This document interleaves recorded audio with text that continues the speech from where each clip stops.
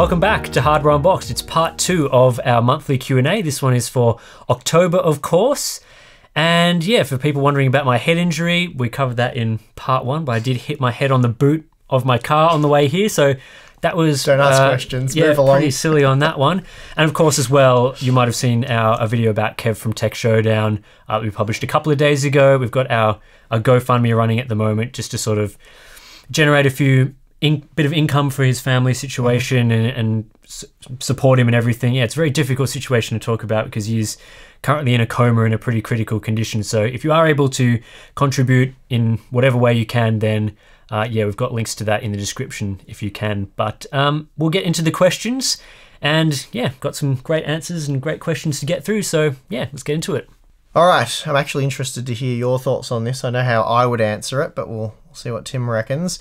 Is a high-end GPU like a 2080 Ti worth it for future-proof reasons? Is a 2080 or if a 2080 Ti can last 4 years, and a mid-range card will need an upgrade after 2 years? So you got that? Yeah. Okay.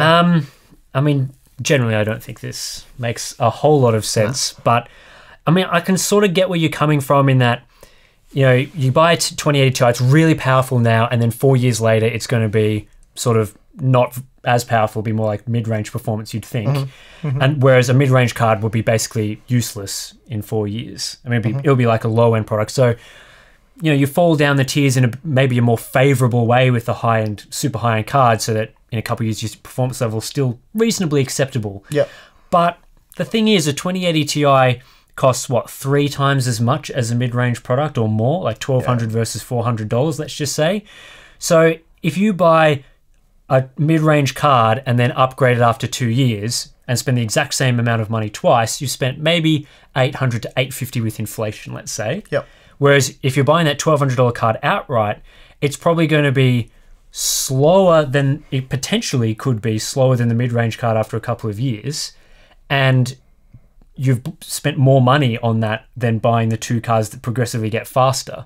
Yeah, and you don't know what 2 years down the track. Yeah, you got absolutely no idea. They might be more efficient, better, actually really good ray tracing support. You know, and the 2080 Ti might be really powerful still in 4 years. It's just too hard to say. But generally, you get worse returns the higher. Exactly. I was going to say it's for getting more performance now. That's why you buy those cards. And the easiest way to answer this question really would be to go look at any one of our GPU reviews, jump to the cost per frame graph, and you'll see that once you get beyond something like a 2070 Super, the point of diminishing returns is just crazy. Yeah. Like, you're paying, I think something like, how it works out to be at like 1440p in our benchmarks. Off the top of my head, it's like, I think it was just over $8 per frame, whereas a 2070 Super was something like $3 something. So there was, it didn't really, big, isn't it? It didn't really work out. It's a big difference, but basically, as Tim said, you're better off just buying what you can afford. I mean, and then just think like a 980 Ti is that 4 years old? A bit more than 4 years old now? Somewhere around there. I mean, what sort of class performance from a modern product are you getting from a 980 Ti?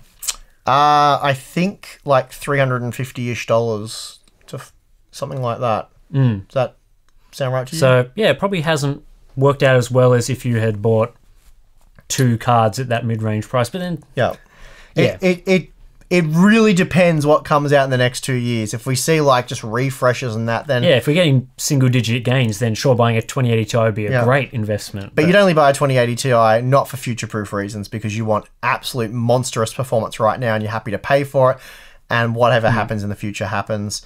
In a purely gaming system, would the game performance difference between the 9900K and 3900X be enough to justify going with Intel at higher resolutions like 1440p ultra-wide or 4K?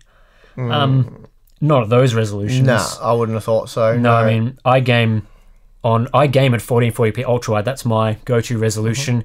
And I have a Threadripper 2950X with my 2080 Ti, and I'm not CPU limited. No, it'd be very rare situations where you were. Maybe if I was playing Fortnite or CSGO or something, then I probably should have had a 9900K in there. But but if you were comparing a 3900X to a 9900K, then definitely no.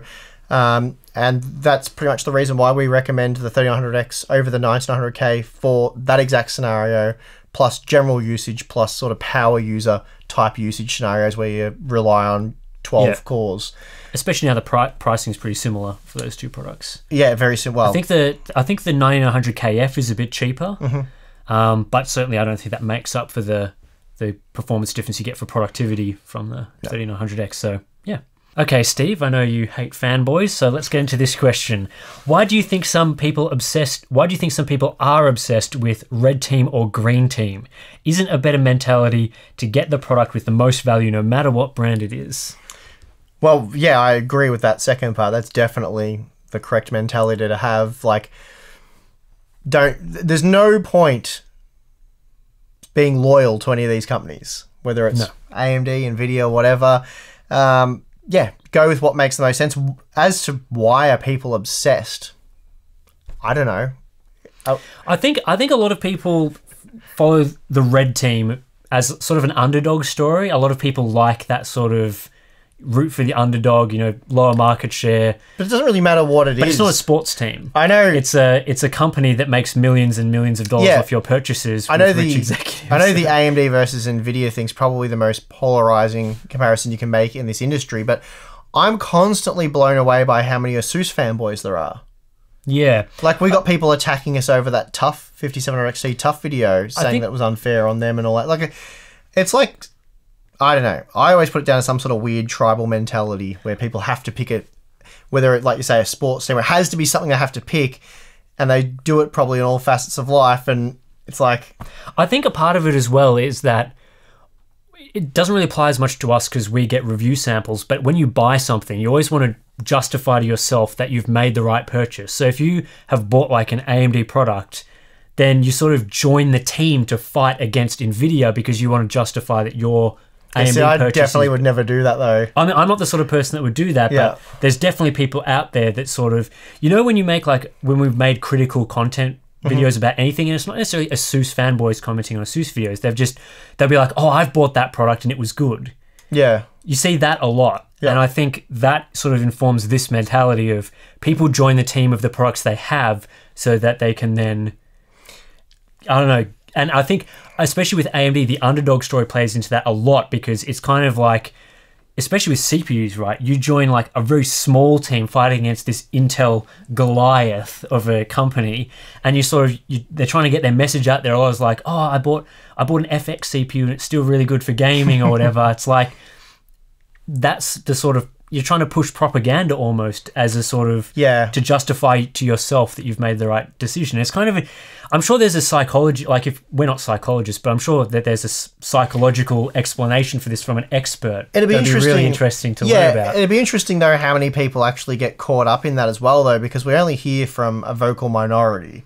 Yeah, there's definitely lots of measured people in our Discord community, for example, that don't really care about brands. Yeah. And I mean, a video might get 100,000 views, but we hear from 1 to 5,000 people of their opinion. And then of that small sample size, only a small sample of them are like, oh, that product's so good and you guys suck.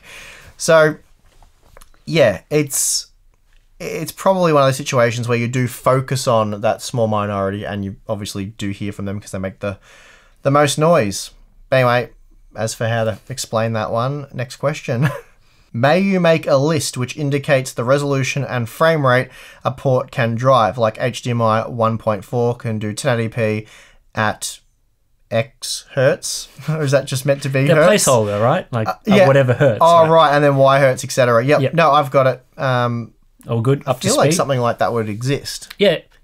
Glad you say, because it does exist. I actually use this list. Did you make one? Did you already do it? Tim's already done it, people. I would have loved to have made this list and take the credit, but no, unfortunately it's just the regular old editors of Wikipedia have made this list, and it's actually really handy. I use it a lot. If you search on Wikipedia either HDMI or DisplayPort and you scroll way down, they've got this big long chart that goes through like different resolutions and refresh rates and whether or not certain versions of these specs support it or require compression or require chroma subsampling. So it's all listed on that in these big charts on that Wikipedia page. It's quite handy. So yeah, just go look there.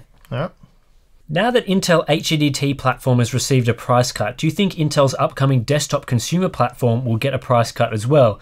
I mean, an i5 10600K, 10-600. I'm going to hate my job shortly. I mean, I've already been struggling with the bloody laptops. Yeah, 10-510U or whatever. Oh, horrible. Anyway, so they're saying an i5 10600K for an MSRP of $180 sounds interesting. Granted, there will be no included cooler, but add an aftermarket cooler and OC to 5 GHz sounds like a worthwhile alternative. What are your thoughts on this? Do you reckon they'll cut prices for the desktop? I think it's at this point in time, it's a little hard to say. I feel like they kind of have to in some ways, but it depends it depends on a few things. They're still reasonably competitive in the desktop space at their current pricing for some products. Sure. I mean, obviously it's a supply and demand thing anyway. If they're not, if demand outweighs supply, then usually prices go up or stay the same. Yep. But if, they're pumping them out and they're not really flying off shelves, then maybe they'll do like a 15% or 20% price cut. It's really hard to say at this point in time with having tested everything. I think it'll be really telling to see just how popular Cascade Lake X ends up becoming, especially with Threadripper 3000, 3rd-Gen Threadripper coming shortly after that release. But yeah, I couldn't say for sure on anything. Yeah. Okay, I think everyone would like a video explaining how you guys, Tim, test and benchmark monitors. There's so many terms that the average Joe just doesn't understand that I think a breakdown and explanation video would help everyone make better decisions on monitor purchases. Did we talk about this last month? We might have. I'm not sure. It's upvoted again, but so I'll answer it again just in case maybe your answer just wasn't. I don't remember if I've answered this, but I'll answer it. So the basic answer to this is, I want to make that sort of video because I see this comment not super often, but certainly on a lot of the videos I get being like, oh, what does like a delta E mean? Or, when are these things better or worse? And certainly those, it's not as easy as like a frame rate. Everyone knows that higher FPS is better. And especially when you introduce 1% lows, that's now kind of been a thing that initially was confusing, but now I think a lot of people understand what a 1% low means. Whereas with monitor testing, it's kind of like, well, not a lot of people do monitor reviews, or at least do them and don't just read off a spec sheet. Sure. So with a lot of things like delta E's and talking about response times and where response times are good and bad and what you need to look for, it's something that we're trying to sort of push more into the market. We're not the first people that have ever used these metrics. There are a lot of other great sources out there, but I definitely want to make it easier for people to understand that, and I try and make charts with higher is better and that sort of thing to make it a bit easier for you guys. I do want to make a more in-depth video that sort of discusses this stuff so that if you're really interested, you can just learn, which is always good to do. Absolutely. Have you ever considered reviewing other lesser-known GPU brands such as Inno3D, Colorful, etc.? They cost a little less, at least where I am located, other than other popular brands, sorry. I'm wondering if they're any good. They can be okay. I haven't looked, as you guys are probably aware, I haven't looked at either of these brands in a long time. I used to cover Inno3D, HIS, those kinds of companies way back in the day, but Inno3D pulled out of the Australia market entirely. So did they? I used to have an Inno3D card. Yeah, so did I. But for some reason they pulled out of this market and they refused to send samples. So I don't know if there was some sort of political behind the scenes issue going on there. Yes. But a big portion of our audience is from the US and parts of Europe and whatnot. So getting our hands on them would be costly and a bit difficult, and there's not a huge demand for them either. So it wouldn't really be worth. We wouldn't get our return on investment essentially. Like heaps of you aren't hanging out to hear about the latest 3D graphics card. But I mean, generally, they're a little bit cheaper because they are generally a bit cheaper. Like they're cheaper quality. So I don't think it's usually worth saving that $10 or so. Go with a better known brand that's possibly going to support you better if anything goes wrong. Now that Intel is going to make GPUs and they also make CPUs, do you think that consoles in the next decade could have all Intel hardware, given that pricing is justified and there is no shortage of Intel hardware? I say, so given that the pricing is... I wouldn't say it's impossible, but I think it's probably not a market that Intel would be super interested in, I don't think. Intels tend to focus on high margin products. Yeah. So your server market particular, they've always focused heavily on that. And I think their GPU play is also to target, data centers moving more and more to using GPUs for a lot of compute tasks. So I think that's why they're doing GPUs, not necessarily to... I mean, there's going to be some products where they'll have much better integrated graphics. They can make an APU type thing that's going to be better than they've ever had. But I don't think that's necessarily to target the console market, especially because I expect AMD is probably going to have a better product there for a little while the GPUs get up to scratch in terms of up to a competitive standard. But also that, margins are tight. I think AMD will be able to offer them a tighter margin like they have been doing for quite some time. Because we have, even in the days back when, consoles used to have mixed hardware and stuff, even though I don't think we'd seen an Intel CPU in a console. Not sure. I think it's been mostly other hardware. Yeah. So, yeah, not sure that's for them. Got another question here. Hey, Tim and Steve, love the great work by you guys. Oh, thanks. Thank you. Question for Steve. I guess I'm cut out of this one. When running benchmarks with newly released CPUs and GPUs, how often do you encounter game-breaking problems, and have such problems slowed down the video production significantly in the past? Since we've been doing the channel, I don't think there's been too many games. Usually, if they've sort of looked a bit rough, like Fallout 76, I've just skipped them. So that's probably one of the more recent ones. But there was a period, I think it was about 2014, 2015, where it seemed like every AAA game that was hyped up and we're waiting for, we'd get it, and it would just... the game either ran like an absolute pig and we couldn't benchmark it was that bad, or it was kind of like a Project Cars situation where it ran beautifully on NVIDIA and was basically broken on AMD because NVIDIA was heavily involved in the development of the game. Around that like Batman Arkham Knight time. It was kind of that time with where there's like Project Cars and Batman Arkham Knight, and there's a few other real shockers around that period. There were, I can't recall them now, but... probably an Assassin's Creed in there or something like that. Yeah, it was like sort of that... It was that timeline, the 2014, 2015, maybe up to 2016, where every game just seemed like a junky console port that was just clunky as and didn't run very well. But can you think of anything recently apart from, Fallout 76 type stuff? It seemed like, because given that the current generation of consoles launched around then, I think that a lot of that is potentially those previous gen consoles, so we're talking like Xbox 360 era stuff, that was sort of... they'd patch those engines and patch them. They got them sort of working on the next gen platforms for a little bit, and then it kind of just all fell apart with games like Assassin's Creed Unity that were horrendous on console and sort of a bit broken here and there, and we saw Arkham Knight and all that. I think that situation boiled over, and then now we're getting much better quality ports as they've sort of... all the console ecosystem and developments moved to x86 permanently. No one's bothering with those old architectures anymore, and we've sort of... PC ports are a lot better these days. Yeah, that makes sense. Do I need or want to upgrade my Ryzen 2600 to a Ryzen 3700X? Well, I can't really answer if you want to, but maybe I can hint you in the direction to so you can answer that one for yourself. I'm just gaming at 1440p with the 2070 Super. I can't decide, is the upgrade worth it? And if I upgrade, then 2060 will replace i3 4130 in NAS server. That's something you want to do eventually. Okay, well, first of all, the upgrade for gaming at 1440p with the 2070 Super from the 2600 to the 3700X is definitely not worth it, I would have said. Wouldn't have made much difference. No, I mean, you get the 2 extra cores there, which is nice, IPC improvement and all that, but for 1440p with the 2070 Super, yeah, it's not going to be that much faster, I don't think. I don't think it's worth the investment. Of course, if you wanted to do it to then shuffle off the Zen Plus processor to your NAS, then that's kind of cool. You can obviously repurpose that there, but of course you will need to buy an AM4 motherboard. You can get like a B350 board quite cheap these days.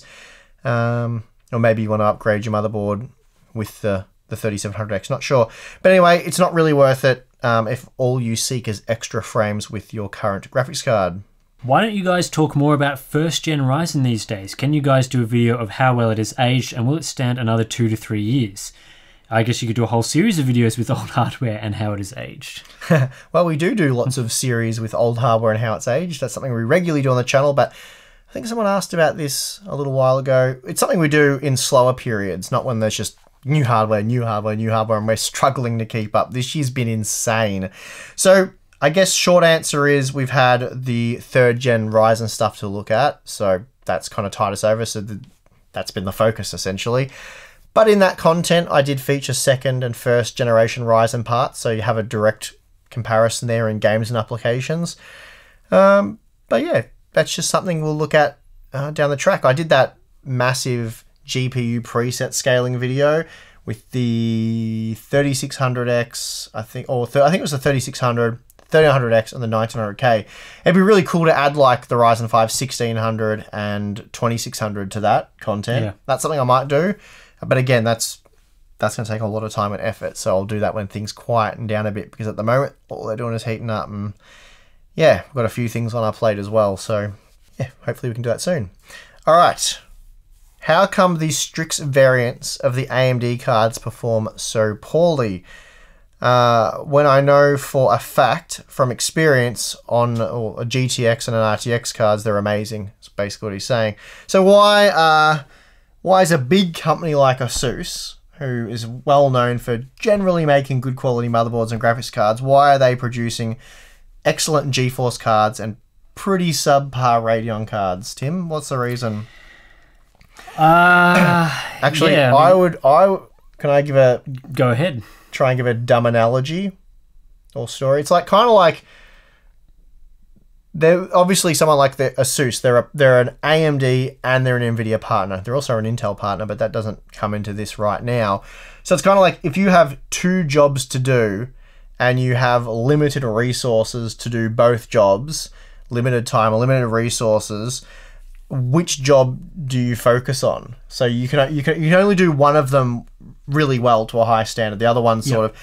So you would obviously work out which job is going to be most beneficial for me. If I do this one, I will make more money, I will please more people, and I will probably please our biggest supplier or something like that. And that's essentially what's going on. So I think this came up in a question not long ago. You said like, NVIDIA is the bigger player, they have more of the market share, they guarantee more sales, more interest in products. So I know AMD fanboys, or sorry, I don't mean fanboys, AMD fans don't necessarily want to hear me saying that, you know, people are more excited for, you know, an RTX 2070 opposed to something Radeon, but that's just the fact of the matter. They're going to sell more products, so they focus their efforts on making sure their GeForce part, which is going to sell the most, is of the highest quality. We've seen something similar happen with AM4 motherboards in that, you know, initially when, you know, there's been a Ryzen there, came out, there's been... Good example. All these sorts of horrible quality, well, not horrible quality, but poor quality AM4 motherboards relative to what you'd assume is the similar sort of product line. So if you compare like X470 to Z390 or something, then you get the Intel boards for a lot of companies were better and sometimes quite significantly better. But now we're seeing that shift where with Ryzen being much more popular, with getting a phone call on my phone just then, with Ryzen being much more popular, then suddenly all those products start becoming better and they put more effort into them, they focus more on them, and so it's a perfect example. And I've spoken with a few board makers recently, and they said they were sort of joking about how much things have changed. They were sort of saying a few years back, if they got a big request or something they had to do, like a big, you know, AMD released new code for all their BIOSes, they'd sort of go, oh yeah, push that aside and we'll deal with that later. But now if they get an Agisa update, it goes straight to the front of the queue. Anything Intel gets pushed behind it. So that was quite shocking to hear that, you know, that is now the focus for them is all their Ryzen products, because there's so much demand there, and there's the demand for Intel's cooled off massively. And it's the other way around on the GPU front. All the demand is for NVIDIA, so anything NVIDIA gets pushed right to the front of the queue, and AMD kind of gets pushed to the back of the queue. And hopefully AMD can turn that situation around a bit, get it a bit more competitive. They're certainly working towards that. Any thoughts on the older 4-core 8-thread CPUs from Intel moving forward? I've had my 6700K system for a while now, and it feels like it's starting to slow down with the newest titles. Also, what would be a good upgrade path for someone like me? I play at 1080p 240Hz, and I play pretty much everything. Also plan on streaming down the line. Well, 1080p 240 hertz. Yeah, I can see why your 6700K is probably going to struggle a little bit there. You probably want to go straight up to the most powerful Intel system to... Yeah. It's going to be CPU limited a fair bit. Sure. Yeah, I mean, it depends on the games, but obviously if they're starting to see slowdown, then they're starting to see slowdown. Those quad-core CPUs, even the ones like the 6700K with hyper-threading, they're definitely starting to get really to the end of their life. Yeah, they're definitely the limits. And I think next year is probably going to put the hurt on those CPUs. Unfortunately, for the second part of your question there's not really an upgrade path. I mean, you have to do a platform upgrade. It's a platform upgrade, which, is essentially a system overhaul. So, a new motherboard and new CPU, which you're already up for the CPU anyway.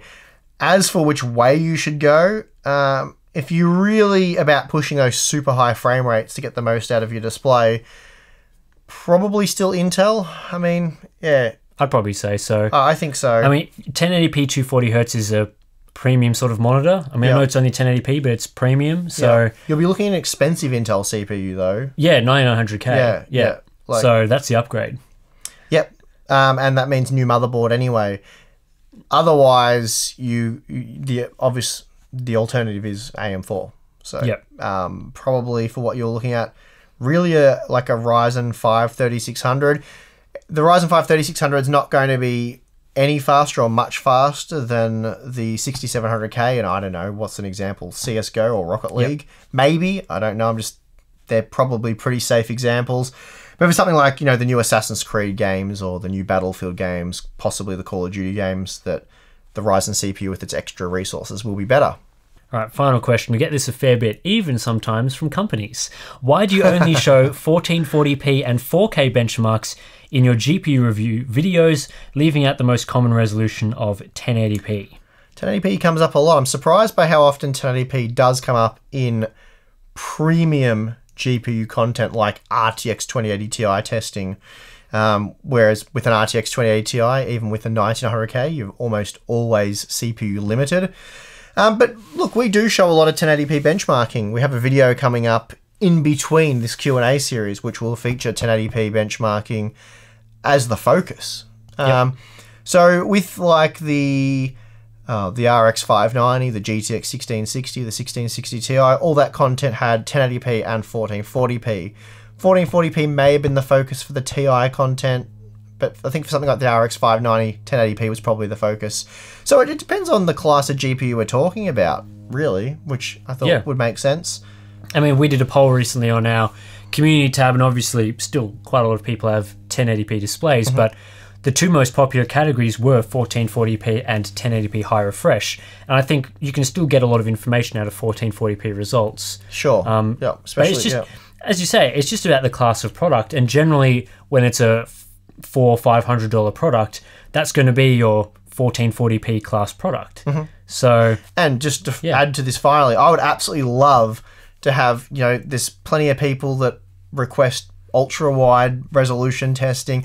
I'd love to have like 6, 7, 8 resolutions for you guys to look at, but we only have so much room in the video, and I only have so many hours in the day to do testing. So really, if we're going to be testing 12, 1 dozen, 2 dozen, 3 dozen, 4 dozen games, 2 resolutions really is the most we can do. So, and that's it for part 2 of the October Q&A.